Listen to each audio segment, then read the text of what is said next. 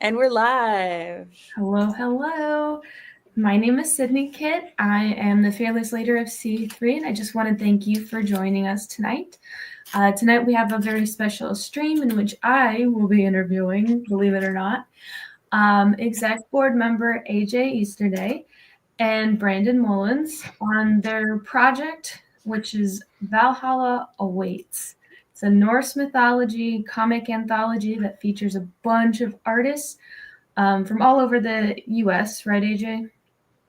And a few international, so really from all over the world. So we are talking tonight in order to promote that. It is a crowdfunder that is running until February 28th, I believe, right? Yes, that is correct. So to get started, let's go ahead and introduce ourselves. So AJ, if you want to start.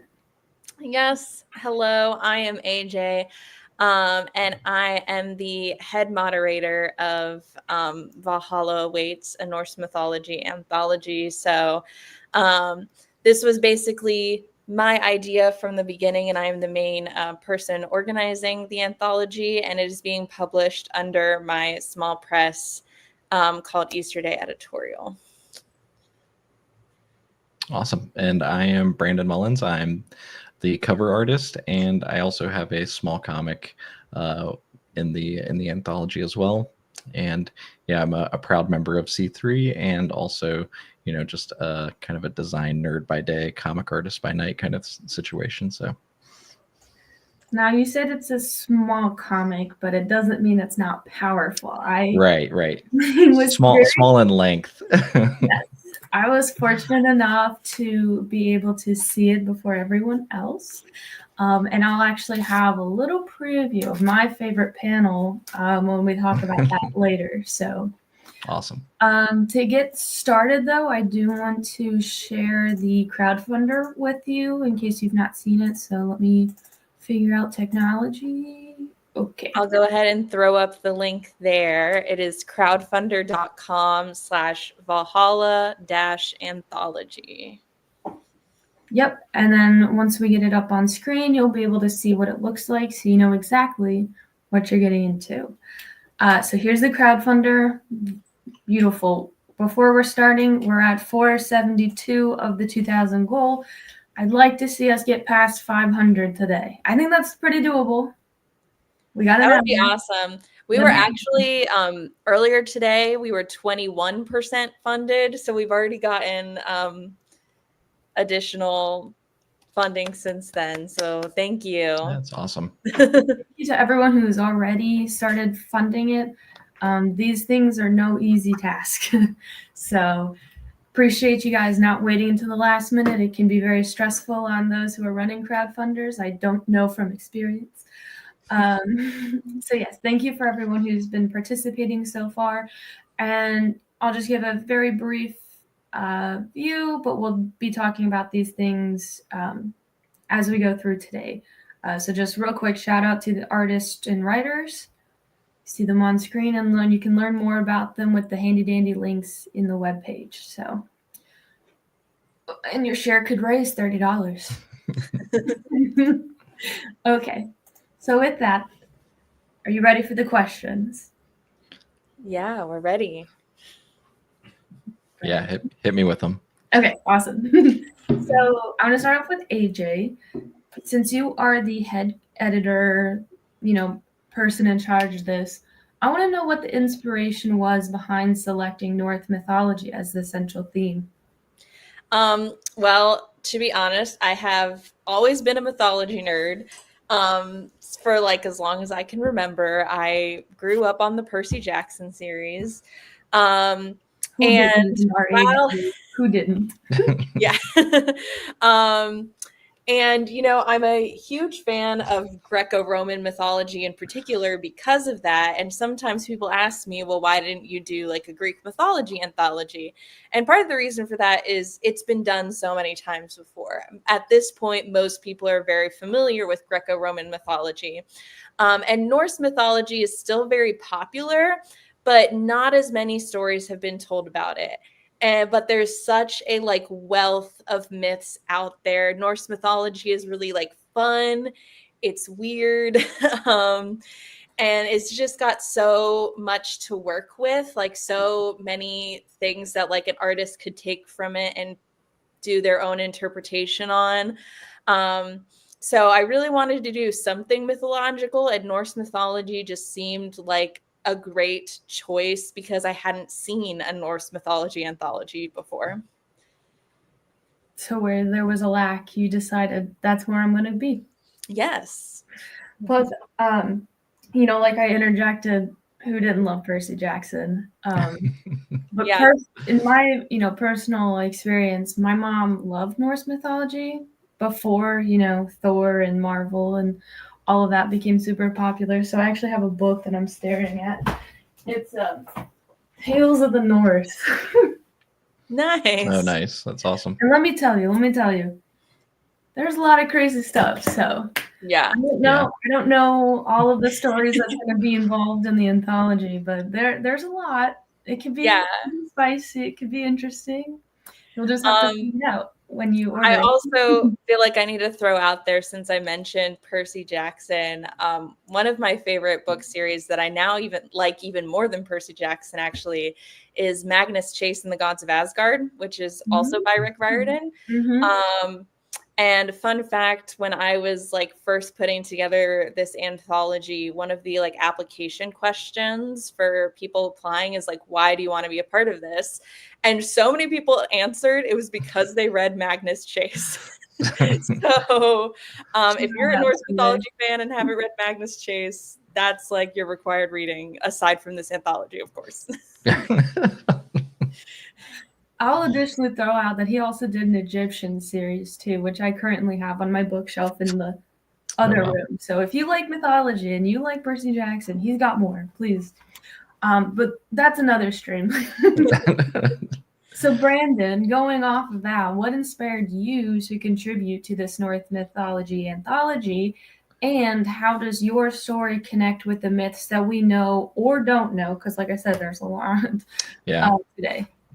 Yeah, I think for me, like AJ, I'm also kind of a mythology nerd, just kind of I think like Norse mythology specifically, like you had mentioned, is like it can be really weird and like almost goofy at times, and like I don't know, that's very appealing because it kind of seems like there's not a bunch of limitations or anything like that, and so that was like a big inspiration to be able to be like, okay, like just knowing some of the subject matter and some of those stories, like there's a lot of different ways you could take a story and like what direction, and I think that's really appealing. Yeah, and like I said, I got to see yours, so yeah.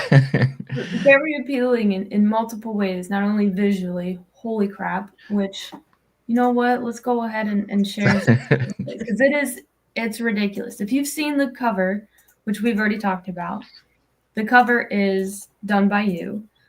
Fantastic, already catches Thank the you. eye. But then you go ahead and get to the comic, which is about Freya. Correct. So this is just the introductory. I wanted to get that out there, but then I also wanted to show my favorite panel. If that doesn't sway you guys.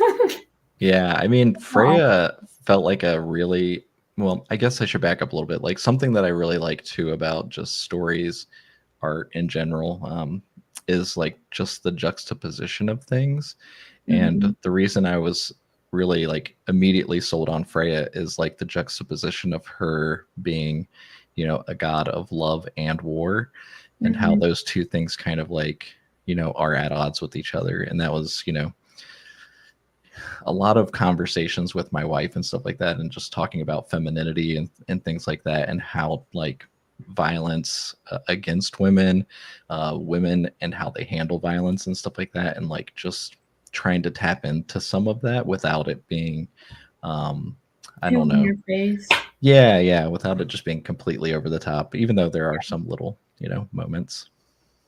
I mean, you gotta have those, right? It's a comic, so well, thank you for sharing. And then to go back off of that, AJ, so Norse mythology is full of epic battles, trickster gods, my man, larger than life legends. So with all of these stories, you got to oversee all of the art that came in. So how did you see the various artists bringing in those elements in their comics, illustrations, stories, poetry, etc.? Yeah. Well, it was very interesting to see like what characters and myths people were most interested in exploring. I was really surprised that Freya ended up being one of the most popular characters. We actually got like I got a lot of feedback when I first announced the project that like one of the top characters people wanted to see was Freya. So we do have quite a few stories themed around Freya. And if you look at our merchandise, one of our merch items is an acrylic charm. It's double-sided and actually kind of deals with what Brandon was just talking about of like that duality of Freya's character. So like one side is her warlike side and the other one is her more like feminine side. Which is really cool. And of course we have like the characters that pretty much everyone knows, like Odin, Thor, Loki. We also have like a lot of cool like monsters and creatures within Norse mythology, and that's really fun to do, especially in an artistic medium, because you get to see how people design and draw their own interpretations of these monsters. And some people also like tackled some more obscure, lesser known characters or things that are like related to Norse mythology, but that we maybe don't think of immediately as connecting with Norse mythology. Like one of our artists, Chris Dance, did a series of comic strips that have to do about the way that the Epic of Beowulf has been retold through the ages. And I actually had to like educate myself when he pitched that idea because I didn't like immediately think of Beowulf as a Norse story, but it is. So we have some more like unique things like that, and I think that's one of the joys of doing anthologies is you get lots of different people's perspectives and lots of different stories. Not only perspectives and stories, but also the art styles. I think Yes, for that's sure. probably my favorite part of moderating and running the C3 anthologies is just seeing the vast amount of creativity that everyone has. Like it's and Brandon, I think I'm gonna have to kick you out of next one because you're just gonna outshine me, and I don't like that. I'm so can you share with us if you had a story that completely shocked you, or was that one like the only one that shocked you, the Beowulf? That's such a good idea, by the way. Yeah, it was a fun one. I mean, I don't know if there are others that I would say are shocking, but there are some that just stand out. I also like don't want to give away too much or feel like I'm playing favorites because truly, like all the stories are good. I mean, I wouldn't like put it in my anthology if I thought it was bad. Right. And I mean, I feel like this is something that maybe like every editor publisher says, but like this book is like one of the greatest things I've worked on. Like I'm so proud of it. So like they're all good. I'm jealous you get to see all of them. I'm like patiently waiting. I can't wait to get the book in my hands and check them out. Because you see things in Discord and like people sharing and stuff like that, but you never get to see like the whole picture. And it's like, I don't know. It's gonna be like Christmas.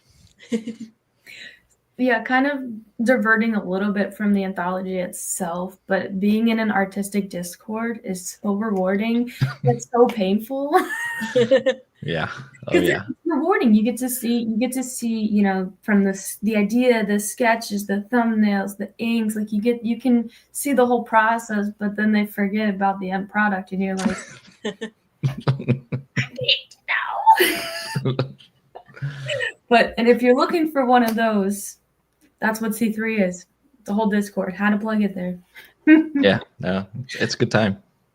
So, Brandon, I shared my favorite panel from your comic, but do you have a favorite panel from your comic? Or, since you are the cover illustrator, did you like your cover better than your comic? I hated my cover. No, I'm kidding. No. Okay. No, No, don't do this to me. It wasn't. no, I don't know. Like, it's really hard to choose. I mean, I'm always trying. I think every artist is trying to get better at like their craft whenever they do something, but I'm always trying to figure out like new ways to approach storytelling, even if it's just a cover and like, there aren't a bunch of panels or anything like that. Of just trying to, I guess for lack of a better terms, like trying to do like a double entendre, like with everything. So, even just looking at the cover, you may not recognize it at first, but the entrance to Valhalla is like a skull, with the shields acting as eyeballs, and then like the nose and the mouth and stuff like that. So, and these warriors are kind of on the precipice of being greeted by Valkyries. So, I don't know. I think it's a really fun piece. It's one of the most fun things I've done recently. Now that you've pointed it out, I am, starting to see it there. Yeah. You I said tried to keep it subtle, but also like, Yeah, it's subtle but really clever, and I am extremely happy with it. Like, this is exactly like the kind of thing you hope for when you're an editor, like picking a cover artist. It's beautiful. I love it. I was Oh, gonna thank you. ask, how did it come about that Brandon was chosen? Like, did you say, "Hey, who wants to do this?" or how did that come to be? That's a good question. Well, typically when I'm collecting applications for my anthologies, I have like a question in there that asks, would you like to be considered as the cover artist also? So then from the people who say they're interested in being the cover artist, like me and the other moderators of the anthology looked through and pick out some of our favorites that we thought might make strong cover artists. Mhm. Um, we had a couple new people in mind, but ultimately, Brandon was the person we wanted to offer it to first. And we were really happy that he said yes. um, and from there, it's a matter of asking them to create like a few thumbnails. And one of the ones that Brandon pitched was that idea of like having the subtle skull in like the entrance to Valhalla. And I mean, because our anthology is called Valhalla Awaits, I specifically requested that the cover have something to do with Valhalla. And he took that prompt very well and came up with something beautiful. So, um, yeah, it's You Yeah, just took thank you. what was in your Honored. mind and made it better. Yeah, I think I had like it was like three or four. I mean, ultimately, originally I'd done like probably 10 or 20 like different thumbnails, and um, I think the three or four that I sent over were the strongest, and that one was definitely at the top of my list as well. So yeah, I was glad you enjoyed it. So you submitted, you said 2 or 3 thumbnails? Yeah, I usually just work at like 11 by 17 size, and then um, like digitally in Mhm. Procreate, and then I'll hop back and forth of like how to do that. But like on the desk behind me, there's hundreds of post-it notes, and I usually do all of my thumbnails on post-it notes first. So Really? yeah, there's tons of them back there. Do you by any chance have your thumbnails of the other covers? I would have to dig through like literally hundreds of post-it notes. Like I All don't right, know. all They're right. like they're just like back there, like all in a pile. I look like a crazy person, basically. Well, once you label them my creative ideas, then Yeah, people go, "Oh yeah, sure, sure." But if you say junk, then people are like, "Ooh."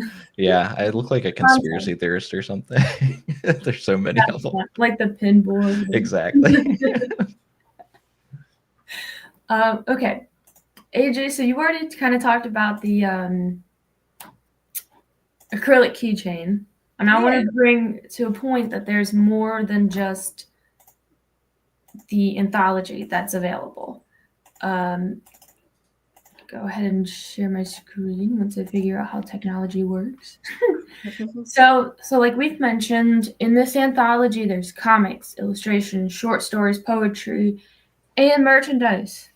And you might be saying, what is this merchandise? Well, bookmark illustrations by Ace. I should have asked you before. These bookmark illustrations are by Ace Hedesimer, AMK, and Calsab. From left to right, those are who illustrated them. We decided for this bookmark set, like I wanted to have 3 different illustrators do that so that we had the opportunity to highlight more artists. But because they're being sold as a set, I also wanted them to like cover similar themes. So they're all inspired by the Norse creation myths. So you can see that one on the left is the world tree, Yggdrasil. The one in the middle, it depicts Ask and Embla, who were the first man and woman according to Norse mythology. And then that last bookmark is about the creation of the world, or Midgard, as it's known in Norse mythology. Oh, and I also want to like throw out there, because our bookmark set is a little different from the rest of our merchandise, because our bookmark set is actually our one charity item. So if you buy the bookmarks with the anthology, 100% of the profits from the bookmarks go to the Palestine Children's Relief Fund. So we would really appreciate it if you buy the bookmarks and help support a good cause. Supporting artists and a good cause? What could be better? Okay. And this is the acrylic charm that you were talking about, right?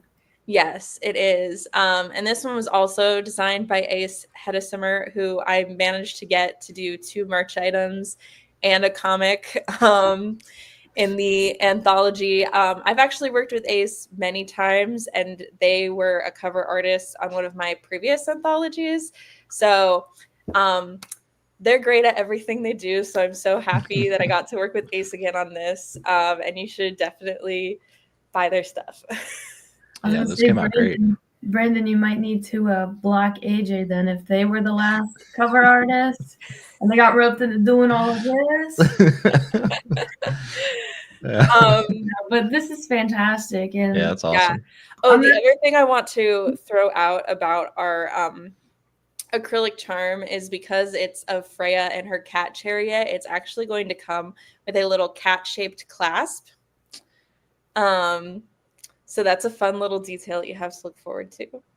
I was going to say, I already bought one. I was so excited. I got one the first day it came out, probably the first hour. I don't know. Could be wrong. But the first day for sure, I got it. And I saw this charm and it just spoke to me. And I was like, I don't know what it is, but I need it. And, you know, being able to do this conversation with you, it's been so rewarding because, you know, Brandon was talking about there's the 2 sides of Freya. And it's right there. It's beautiful. I'm very excited. Yeah, this was really like the perfect subject matter to do a double-sided charm with. So I'm really excited to eventually get to see the final product. For sure. That'll be amazing. And then we have these prints. Yes, this is a print set by V.C. Carson, which depicts the gods of Hod and Balder. And I specifically wanted to do this as a diptych because it kind of also has that idea of like a dual nature, because they kind of represent like the light and the dark. Mm-hmm. And actually, like, the way this print set came about was really interesting because VC originally like pitched this as an idea for an illustration in the anthology, but I was like, wait, I love this idea so much, I want to see it as like a full color print, because I just think that like goes really well. So I'm very excited about this one as well. It turned out so great. Can't have enough stickers. Yeah.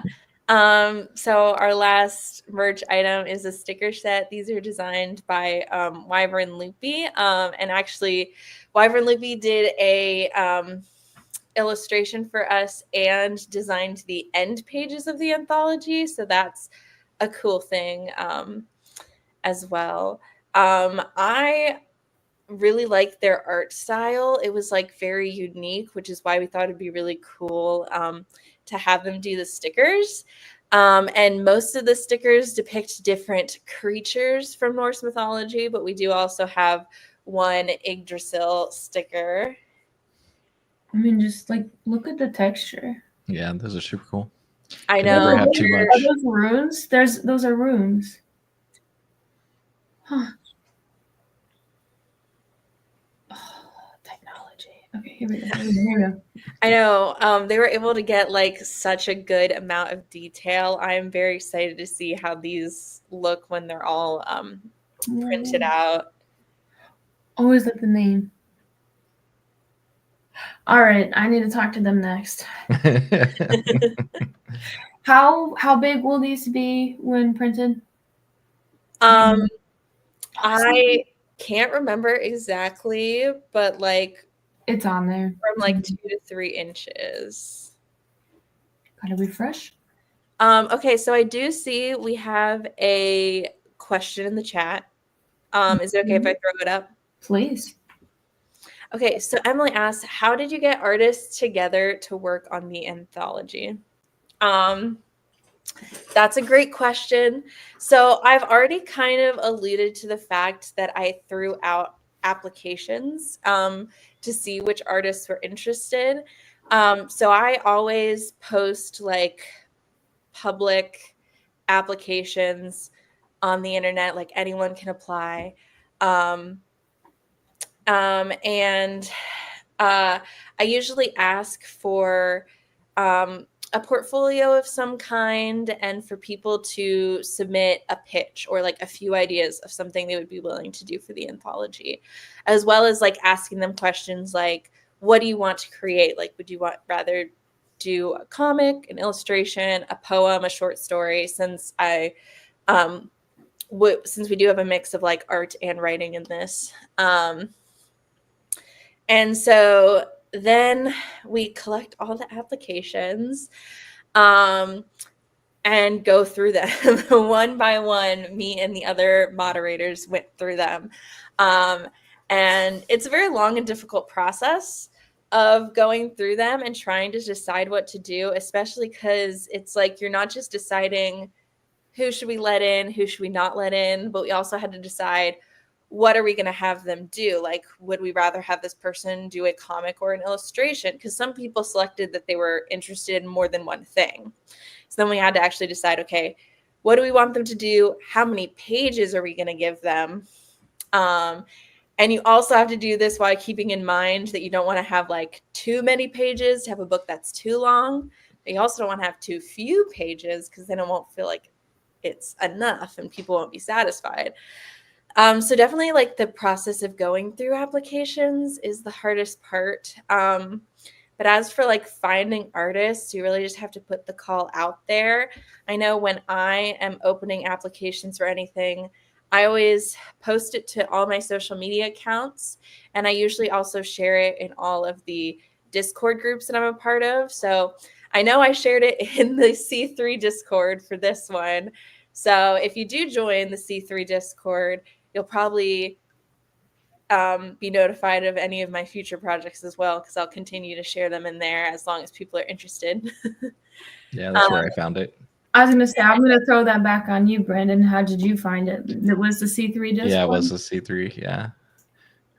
Well, thank you for your question, Emily. I hope that answered it. If anyone has any other questions, though, feel free to throw them in the comments. Yes. And I'm just sending over a link to you for the Discord so that if anybody wants to join, we can put that link somewhere on the screen. But to continue on, so I have other questions, but I want to kind of throw a new one at you guys. Brendan, we'll start with you. Okay, hit me. Who is your favorite character, monster, etc. from Norse mythology? Ooh, that's a tough one, really.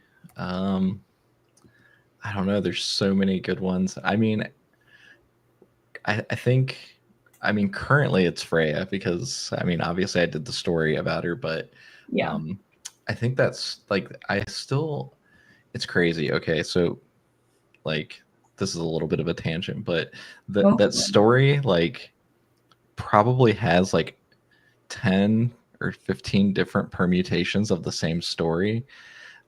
So like I the document that I sent AJ was kind of like what I wanted to do, but pretty much for every page that I had different writing, different captions and things like that for those pages. And I really just kind of waited until AJ was like, put out the call like, hey, we need, you need to get your Mhm. submission in. And that was like when I decided like, okay, these are the pages and this is the order that I want them to do. So it's like that almost could be like a full comic book with how much like content I have just from that thing, because I was like researching and like kind of like going through all of the writing exercises and stuff like that to try and figure out like what was the story and how did I want to tell it. So I don't know. That's the scenic route of saying like, yeah, she's definitely very high up on my list right now. She's like that story is like still with me currently. Did you know going in that you wanted to cover her, or was that kind of a shock? Like you started doing research and you're like, wait a minute. Yeah, there was like a couple of ideas that I had, but that one was like again really at the top of the list. Like that was like the one that stood out, and I think like I just really liked the idea that it could. There were so many things that I could do with it, and because of not that this is a spoiler or anything, but it's a very like kind of like liminal space story. Like there's so many different you know things that aren't necessarily Norse. She's like in and out of different times and stuff like that. So Mhm. it's like um it was that really appealed to me, and just kind of like almost making it like visual poetry is kind of what I was aiming for essentially. And she felt like a great way to accomplish that. I would say it's accomplished. I'm trying not to talk about it too much because I was fortunate enough to get to see the whole thing. But it is visual poetry. AJ, do you have a favorite Norse god, monster, creature, character? Yes. So I have a weird answer to this. I like weird answers. Let's go. Well, I'm going to answer both the questions because I have a favorite creature and a favorite god. Hit me. So I'm going to start with my favorite creature because that's the weird one. And it's funny because actually, one of the things that we've been doing to help promote the anthology is posting little artist spotlights. And one of the questions I asked of our artists as I was doing that is like, what's your favorite creature or figure from Norse mythology? Mm-hmm. And I was the only person who put this one. So I know it's a unique answer. All right. And it's Ratatosk the squirrel. Are you serious? I'm serious. I love that. Because I just think the idea of like a squirrel running up and down the world tree carrying insults between the creatures at the top and bottom of the tree is like hilarious. Mhm. And I actually do think a big part of my love of Ratatosk is because I am a fan of the Magnus Chase series, which I mentioned earlier, and the way Ratatosk is depicted in there is very funny to me. So I just think he's a fun little squirrel creature that shouts insults at you. um, and he's weird. It's a weird concept, which I also just think is fun. But as for like my favorite god, this is probably a very basic answer, but I do love Loki. Just because so many of the myths involving Loki are very fun. Yeah. I have an extremely favorite Loki story. Because I'm sure the general public knows Norse mythology now because of Marvel, and if not Marvel, then Rick Riordan. Um, and so it's always funny to me. I think it's the first Thor movie where they're introducing everyone, and Odin's on Sleipnir, And every time I just giggle because I know how Sleipnir came to be. Yeah, no, that's a funny story. I think my personal favorite is the theft of Thor's hammer, and like what they have to do to get it back. Which actually we do have a beautiful comic in the anthology done by Hat Pearson that is a retelling of that story. And it's definitely one of the most popular myths, but like part of the reason it's so popular is because it's very fun. And I love seeing different retellings of that story. It's a great one. All right, not to make this about me, but I also have a favorite creature, and his name is Fenrir. Yeah. It's a good one. I took my dog to the vet the other day, and they said that they had a Norwegian elkhound. Elkhound, yes. A Norwegian elkhound came in, and his name was Fenrir. And I said, "You have to be joking me. I want him." So this is a Norwegian elkhound. Are they not so sweet? And Fenrir is the giant wolf that Hela rides in the Marvel Cinematic Universe. That's how you've probably seen Fenrir. I just added that to my list of like, all right, know what I'm doing. All right, but back to the anthology, which I've been refreshing and no one has been watching. So maybe we're just waiting to watch and donate tomorrow. That's fine. It's a Friday night. I get it. It is a Friday night. Oh, Emily, sorry. AJ, if you want to put the comment up, Emily said that I know Norse mythology best than the latest God of War game. That too. That'll work. Good call out for sure. So yes, going back to the anthology for everyone to donate, not on a Friday night. Brandon, what do you think makes this anthology unique compared to? And my original question was other Norse mythology adaptations, but since AJ kind of said in the beginning that there seemed to be a lack of, and so she thought it was a great idea. So I'm just going to change it to compared to other mythology or even just like comic anthologies in general.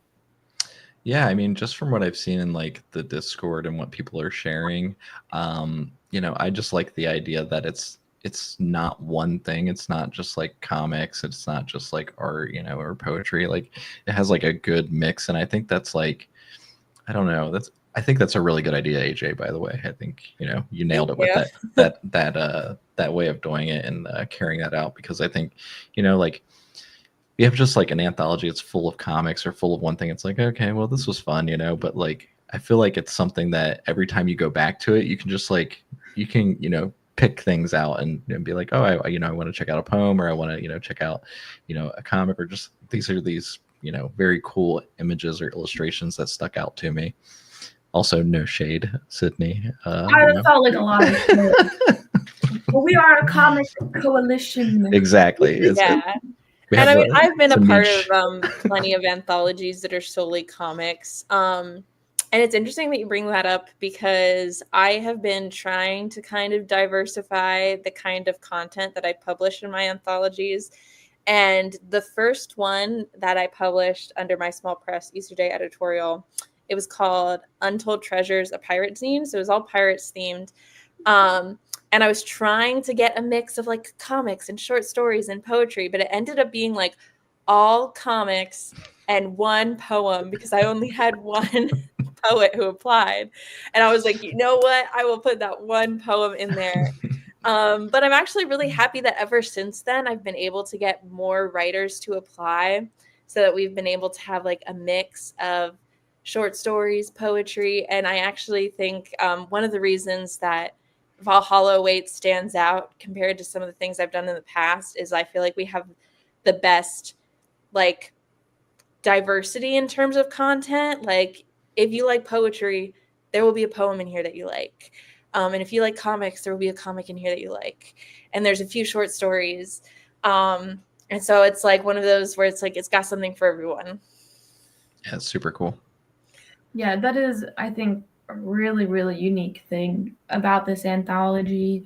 It's just being able to include the different types of mediums just allows for more creativity and more artists that you get to find. And that's one of the fun thing about, anthologies is you're usually supporting, small artists who are trying to make themselves known, or just people who are doing it for fun. And you don't know, you could just get the anthology because you're interested in Norse mythology, because who doesn't like a little bit of mythology? And then you find somebody like Brandon, and you're like, dude, this guy rocks. And you might have a new favorite artist. You never know. But that's the amazing thing about, this anthology and having so many different mediums, is you don't have to go into it like, oh, I gotta read comics. Who wants to do that? Who wants to do that? Certainly have an entire club dedicated. I mean, it's essentially like a little sampler, right? Because you get like a little bit from a whole bunch of different creators. So it's exactly right. Like if you find someone you like, you can find the rest of their work and support them. And like the vast majority of the people who are part of this project are independent creators, like a lot of like up and coming people, a lot of people I know personally. So like supporting this project, you are helping support the arts. You're supporting some local artists. Like we have a couple Columbus based, and it's just great. I've always tried to use my platform to like support small up and coming creators, because it's like the people in this anthology are still like just as talented as some of the big name artists you might see being published by like the big five, right? And it's like they're just waiting for people to discover them and find their stories. So I hope that this can be a way that we help connect artists and writers with like the readers that are for them, Yes, and I'm going to steal what somebody said when C3 was doing our anthology interviews. His name is Robbie Raw. Robbie said that it's like a demo tape of your favorite band before they got popular. That's what anthologies are. And I just thought that was such a great way to put it. It really is. It's super fun. So the last question that I have, and I'm hoping that maybe we'll have a couple more, but the last question I have is, if you could recommend this anthology to a specific type of reader, who would it be and why? Well, I will say that for the comic fans out there, which I know is going to be a lot of the C3 audience, there's a lot of comics in here. I know I was saying like there's a good variety of different things, but comics are still the most popular type of story in this particular anthology. So if you're a comics fan, you'll like this. I also think like, we've kind of mentioned before that like a lot of people's introduction to Norse mythology was the Marvel comics. So if you're kind of like familiar with Thor and Loki from either the Marvel comics or the MCU, like this is kind of a good gateway to maybe learn a little bit more about Norse mythology. So if you like those stories, you'll like this. The other thing I'm going to say is if you like LGBT inclusive stories, you'll like this, because some people may not realize that Norse mythology is pretty queer. So yeah, and it's funny because it's like queer in the sense that it's LGBT, but it's also queer in the way that it's just weird. Like if you're someone who likes weird stories and weird creatures and kind of like absurd humor, Norse mythology has a lot of that too. So if that kind of thing appeals to you, definitely check it out. It's like Greek and Roman mythology are weird. They're queer. But Norse mythology just doesn't have a filter. It's crazy. Yeah. It's drugs were involved for sure. Drugs have been involved for sure. Yeah, I mean, if you want to know how weird Norse mythology gets, just look up the myth for how Sleipnir was created, as Sydney was referring to earlier. That's a weird one. Mhm. Oh yeah. And then it's just Odin's prized riding horse. Just Brandon, who would you recommend this anthology to?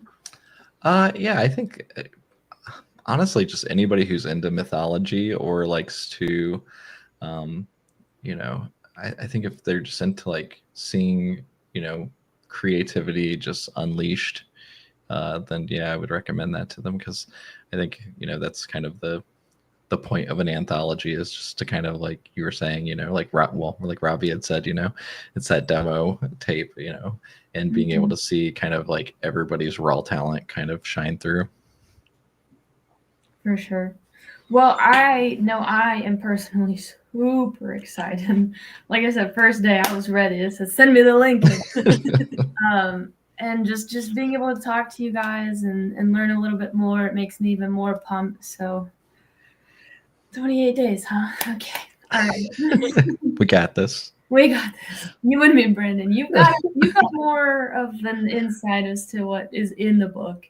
So I'm sure it's rough for you. But yeah, with that, do you guys want to talk about anything else about your work, the anthology itself, Norse mythology, before I go into my end spiel? I feel like we did a good job covering anything, but I guess I'll say, like, if anybody watching has any more questions, it's just your last call to pop it in the comments. Yep. All right. Well, with that, let me do my little spiel. I'll throw this up again too. Yes, so the link is below. There's 28 days left of the crowdfunder. And speaking, by the way, for those watching, whenever you're watching, I am not involved in this project in any way. Okay? I have nothing to do with it. I am just a super, super pumped supporter. But as somebody who has done crowdfunders before, who has tried to fundraise crowdfunders before, please, please, please help out and share the link. It's super, super easy. Share a post on social media or two. We will be eternally grateful. Seriously, it means so much, not only to the individual artists, but to the editors, the people who are running it, who are tirelessly for 28 days going, refresh, refresh, refresh. Again, not from personal experience. Don't know what that's like.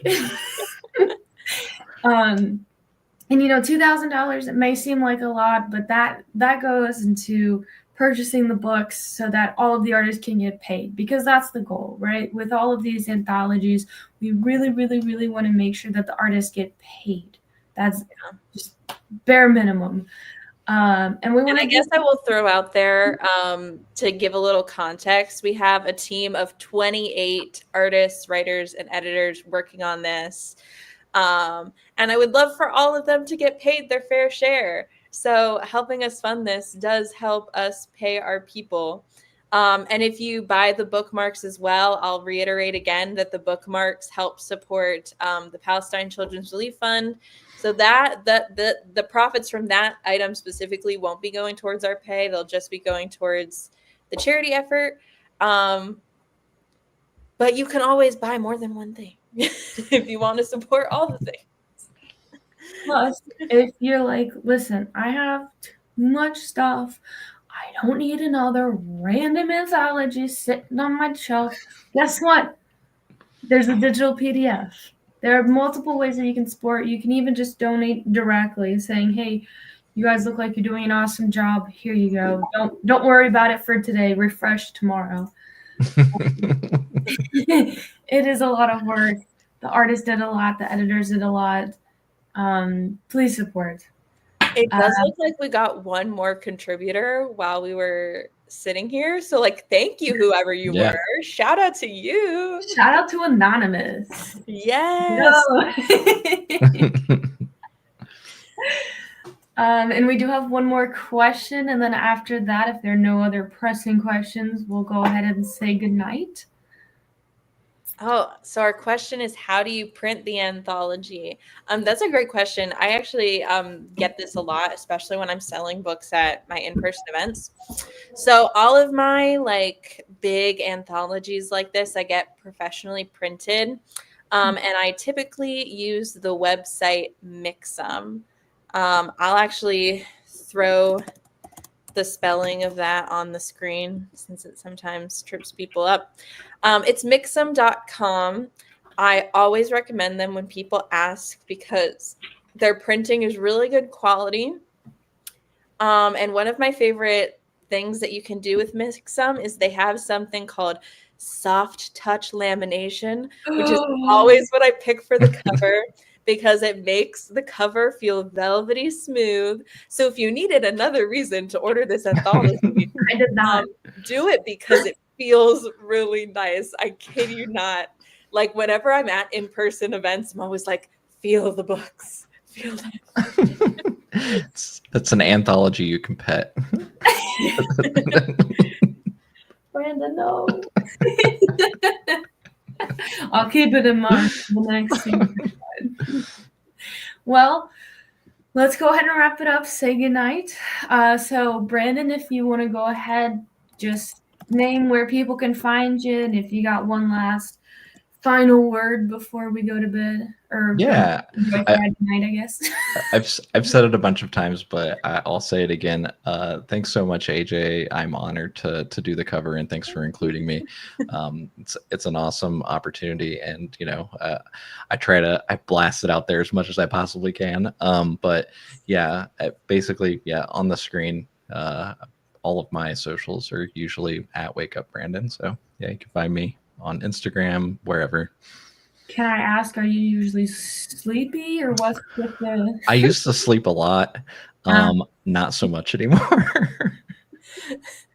Not that the caffeine has started hitting, right? Yeah, I mean, I used to like at like my jobs, I would like go out and like sleep in my car during lunch and stuff like that, and like I love to sleep, and now not not much of a thing I do anymore. Well, thank you so much for joining, Brandon. It was so fun to get to talk to you, and seriously, amazing work. Thanks so much, and thanks for having me. Yeah. AJ, where can people find you? Yeah, let me pull it up here. So pretty much everything that I'm working on is linked at this link tree, linktree/AJ Easterday, and all of my socials are at AJ Easterday 8. Valhalla Waits is currently the main project I'm working on, but I am also obviously a member of C3, the Columbus Cartoon Coalition. I'm actually the live stream coordinator. So normally I'm the one asking the questions on these live streams. And while I have the screen, I do just kind of want to promote the next live stream that we'll be doing real quick. It is scheduled for Monday, February 20th at 7 p.m. And we will be talking about producing merchandise. So I wanted to bring this up, especially because we got that printing question. If you have any more questions about like, what are the best printers to go to?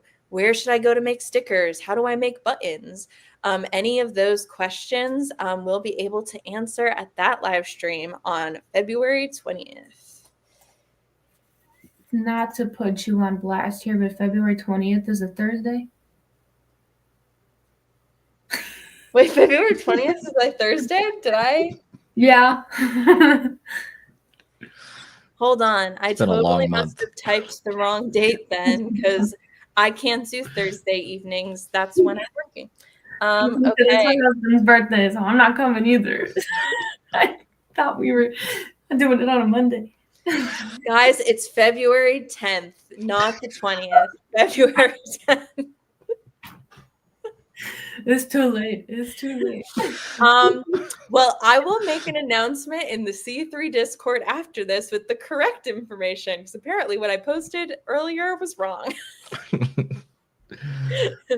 Yeah. I didn't even notice it then. Ooh, my bad.